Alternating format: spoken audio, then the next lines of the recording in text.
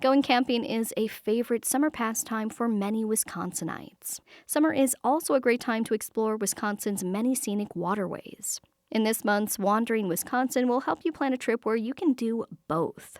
The Wisconsin Canoe Company offers canoe and kayak rentals and the opportunity to spend the night on a sandbar in the middle of the Wisconsin River. To share how it all works, Lake Effect's Becky Mortensen is joined by Ryan Schmudlock, the owner of the Wisconsin Canoe Company, and Amanda Weibel, the communications officer for Travel Wisconsin. Ryan and Amanda, welcome to Lake Effect. Thank you for joining me for Wandering Wisconsin. Glad to be here. Yeah, happy to be a part of this. The Wisconsin Canoe Company calls what you offer a paddling experience for outdoor enthusiasts of all levels. So you all offer a variety of things, and I'm going to start with the more beginner level. So that's day trips. Ryan, can you share a bit about what that experience would be like?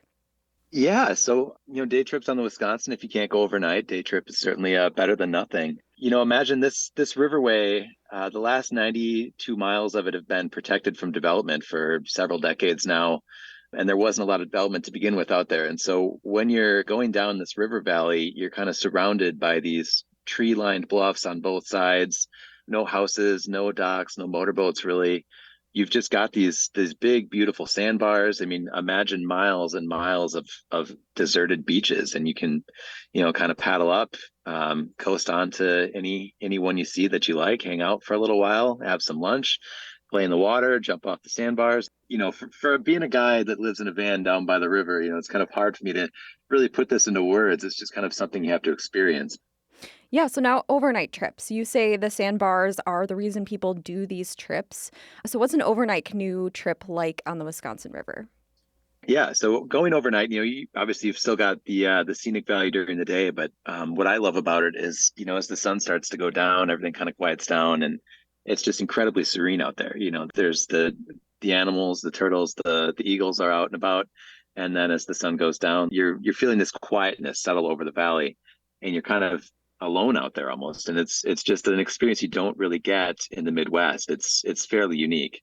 It does bring its interesting points where you are in a sandbar, you are in the middle of nowhere, and yeah, it's just so much different than what you might expect going to a state park campsite. This is still an organization or a part of the DNR, but it's not a state park. It's its own unique thing.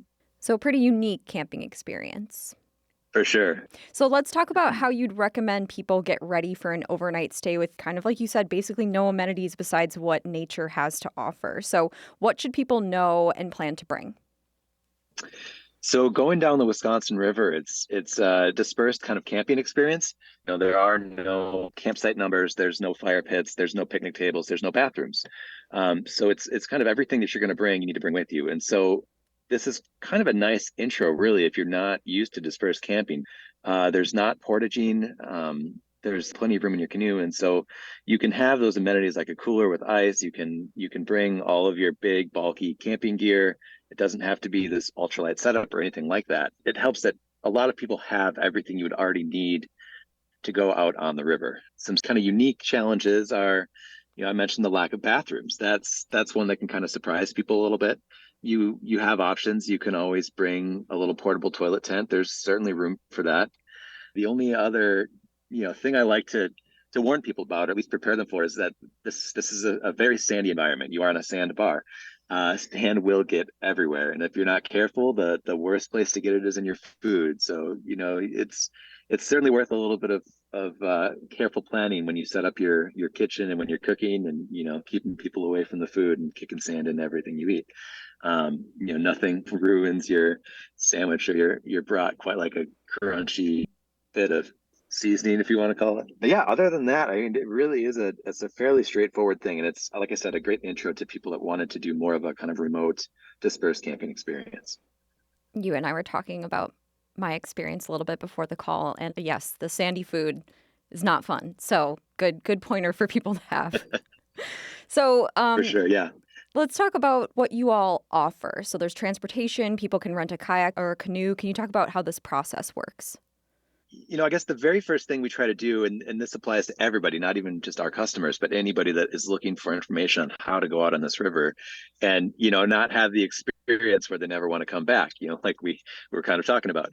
And, that starts with kind of dumping everything we know onto the website, what to expect, what it's like, the logistics of the bathrooms, things like that. But even like, safety on the river, what to be aware of, what to be prepared for, what happens if weather comes up, all those kind of things. Like, they're all important. And I think knowing all of that ahead of time will kind of make it a more comfortable experience. So after we've kind of got that information out of the way, people have decided this is for them, they want to come out with us, they'll make a reservation. And so, yeah, we provide transportation. They come out to us. We kind of park everybody at the end of their trip, which is a little bit unique. So then when we can take people upriver, drop them off, and they kind of paddle back to their cars. And so they're able to finish on their pace. You're not worried about trying to paddle as fast as you can to, oh my gosh, the bus is going to leave in 3 minutes and we're 10 miles away. Like, what's going to happen? We're stranded. That's kind of one of the big selling points of our transportation system. Of course, we also provide the canoes, the kayaks. There's dry bags. There's, all the kind of firewood accessories that you might want to have out on the river that people wouldn't normally necessarily have on their own. So how far do people need to paddle? We cover a fairly small part of the river. We focus more on the overnight trips, kind of like a weekend or long weekend type options. We've got 10, 18, 25-mile options. There are, it's perfectly reasonable to do the full 92.3 miles from the last dam all the way to the Mississippi.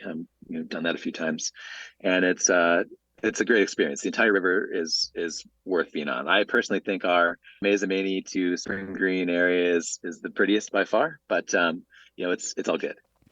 This part of the Wisconsin River is pretty shallow. I read that maybe somebody walked it in your first year that you were open. So water levels do play a pretty big role in these trips. You've had some high water and cancellations this year.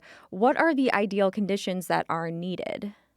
Yeah, so some cancellations this year is certainly an understatement. We are very much dependent on kind of the rainfall in the greater Wisconsin area. This river drains a third of the state. And so water levels, of course, if there's nowhere to stop, nowhere to camp, that's a problem. And so what you're really looking for, everything's kind of measured in cubic feet per second. We're looking for under 15,000 cubic feet per second. When you get below that, your sandbars start coming up. You've got places to stop, places to camp. And then beyond that, really you could go anytime you wanted to. We've got people that come out in April. We've got people that come out all the way into the fall with the leaves. I've paddled this river in the winter. I don't recommend that, but you can certainly do it. But the ideal, you're looking for the weather to be in that nice, pleasant daytime temperature, like 70, 80 degrees. So yeah, if you really had to choose something, that nice late summer, low water level, lots of sandbars to choose from, light winds, maybe a little breeze out of the east, kind of push you along a little bit so you can float, do a little bit less work. And of course, sunny is beautiful, and then got your nice crisp nights for some campfires, and I'd say that's where it's at for sure. So Wisconsin River, as you said, a beautiful place to canoe or kayak. But Amanda, if people want to plan a trip elsewhere, there are some other paddling experiences people can try out in the state. So let's start with the Wausau Whitewater Park. This is a great option to fuel your adventurous side. It's an artificial whitewater paddling course right in downtown Wausau. The Wausau Whitewater Park opens specific weekends throughout the summer when the dam that feeds it is open. So that's what creates the optimal flow for whitewater paddling. And you can paddle through 12 different whitewater features. And during these events, they call them recreational releases. You can actually sign up for lessons and learn the skills that you need to pick up the sport. So it really is approachable for folks of all skill levels. But also spectating can be just as fun, especially when they host these elite level competitions. They're hosting the Midwest Freestyle Championships August 17th through the 18th. And where are some other good places you'd recommend people try out kayaking or canoeing? I suggest checking out the Kickapoo River for a more serene experience. The narrow river meanders through the heart of the driftless region. It's lined by these stunning sandstone cliffs topped by trees that help shade the river. And when the water levels are right, you can kayak, canoe, or tube the Kickapoo. And you can rent equipment from a variety of outfitters like Kickapoo Wild Adventures in Ontario. Paddling at a state park is also a good option. Many of our parks have lakes or rivers that run through them, and several state parks also rent adaptive kayaks for folks with disabilities to enjoy the water. The outriggers on these kayaks provide more stability in the water, and they also have adjustable seats for a more comfortable, secure experience. You can find adaptive kayaks at places like Yellowstone Lake State Park in southern Wisconsin and Buckhorn State Park in central Wisconsin. Okay, so back to the Wisconsin River. What else might people want to do if they plan a long weekend to do a Wisconsin River trip? For an unexpected activity on the Wisconsin River, take a ride on the Merrimack Ferry. The ferry is just a short drive from Sauk Prairie, and it's the only free ferry in Wisconsin. It's a quick ride. You'll ride across the river in about 7 minutes, and you'll want to make sure to treat yourself to some ice cream at the Merrimack Scoop on the south side of the river.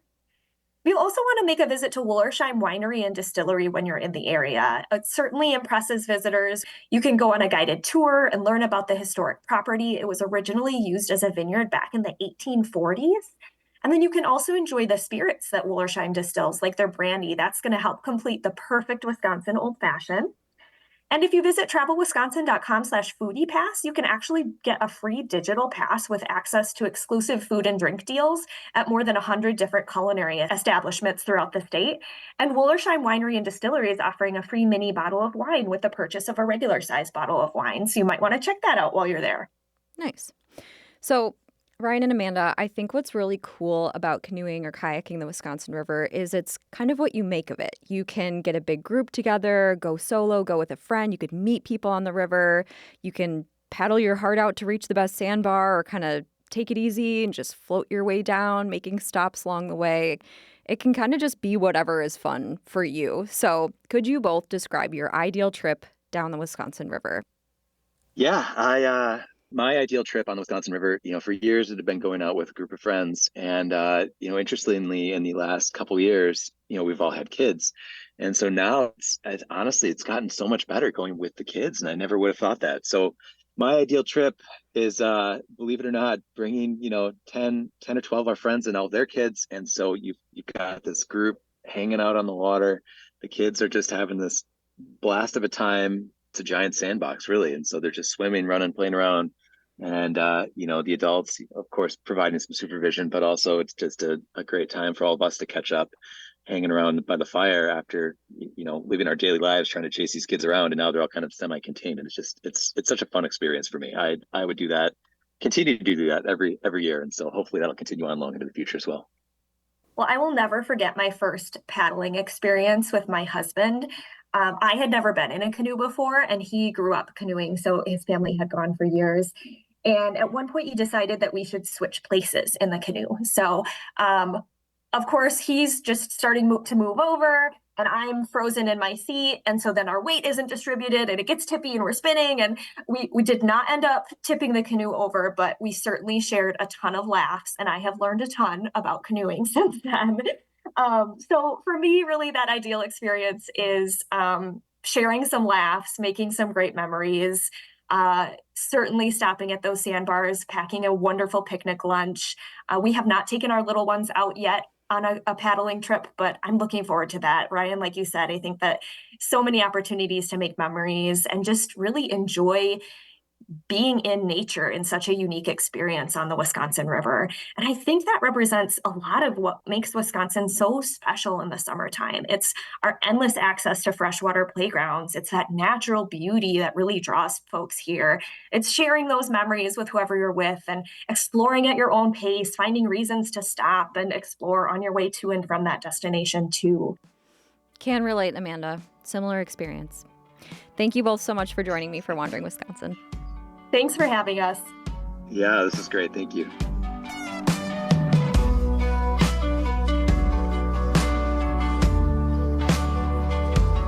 Amanda Weibel is the Communications Officer for Travel Wisconsin. Ryan Schmudlock is the owner of the Wisconsin Canoe Company. They both spoke with Lake Effect's Becky Mortensen for Wandering Wisconsin.